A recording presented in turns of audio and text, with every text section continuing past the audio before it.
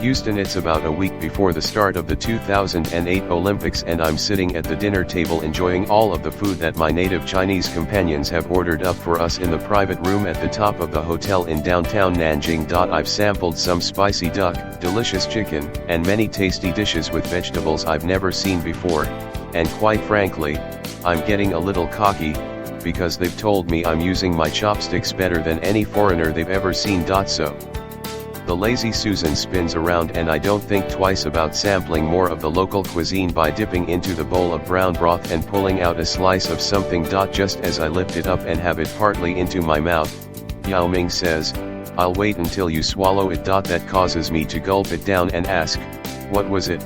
Yao smiles. "Insides." I frown. "Insides of what?" Yao shrugs. "Insides of something." I frown again. "You mean, you eat this and you don't know what it is?" Yao cackles. "Are you kidding? A lot of Chinese food is horrible. I wouldn't touch that stuff." Sometimes you remember the laughs to avoid the touch of sadness. It was a joyous celebration Friday night to see Yao's number 11 jersey retired by the Rockets and raised to the rafters of the Toyota Center.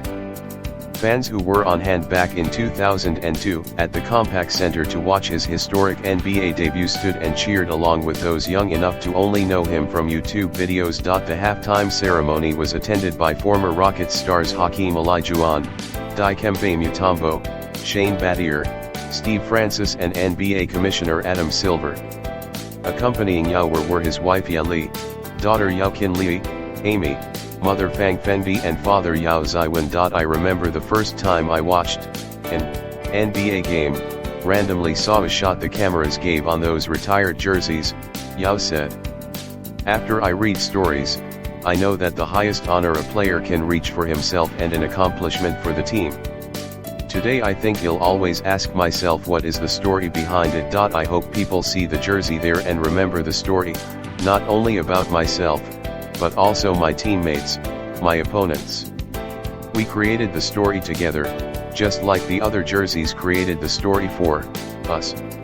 This was a storybook night when even a 7'6" giant could somehow get swallowed up in the festivity as he joined icons Olajuwon, Rudy Tomjanovich, Calvin Murphy, Clyde Drexler, and Moses Malone as the sixth player in history honored by the franchise. The night was chosen to coincide with the hopeful Chinese New Year celebration, televised live in his home country, and so, despite a certain football game in Houston on Sunday, the raising of Yao's jersey will be the most viewed sports-related event in the world this weekend. Yet there was a tinge of auld lang syne regret for what could have been, if not for a debilitating series of broken bones and foot surgeries that cut Yao's career short after playing just 7 full seasons, 9 total in the NBA, and forced him to retire in 2011. It's really sad for me personally, the city of Houston, and all of our fans that his career was cut so short, said Rockets owner Leslie Alexander.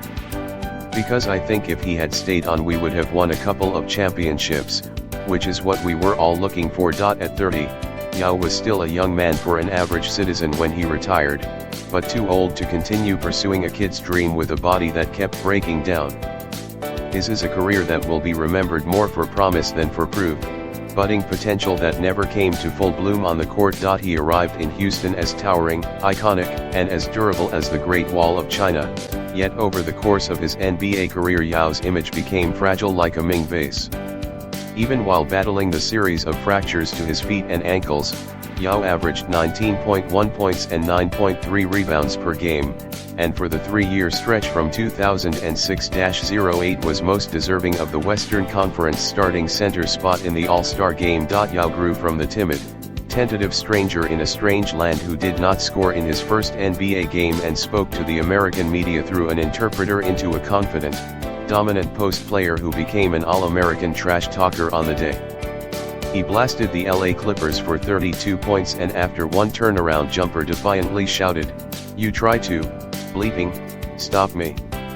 And then he was gone, literally limping off just when Yao should have been hitting his stride. Yet at the same time his image off the court was always healthy and grew stronger. Yao was the symbol of an emerging China in the 21st century. He was seen as the bridge across the Pacific, bringing together two vastly different cultures on the common grounds of sports and capitalism. I would say looking back I wasn't expecting where I am today, Yao said. I just wanted to play basketball.